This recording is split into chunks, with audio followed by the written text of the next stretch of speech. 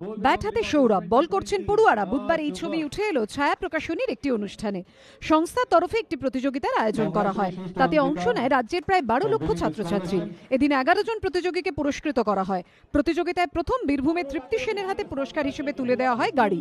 10 জন প্রতিযোগীকে দেওয়া হয় স্কলারশিপ। সবার হাতে পুরস্কার তুলে দেন সৌরভ গঙ্গোপাধ্যায়। ছায়া প্রকাশনের এই বই, যেটা আমিও পড়েছি, তোমরাও পড়েছো, এটি এমন একটি সংস্থা, এমনই একটি ইনস্টিটিউশন যেটা 80 বছর ধরে, over a period of 80 years তোমাদের জন্য বিভিন্ন সাবজেক্ট নিয়ে এসছে, বিভিন্ন বই নিয়ে এসছে, যেটা পড়ে তোমাদের শিক্ষা দীক্ষা জীবনের বেস তৈরি করতে পারো।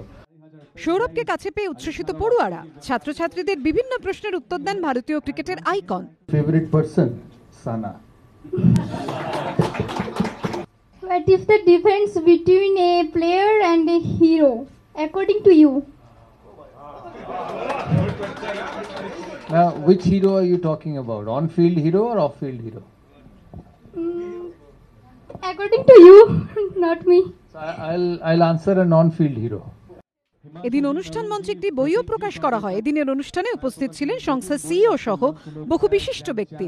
অনির্বাণ বিশ্বাসের রিপোর্ট, এবিপি আনন্দ, কলকাতা।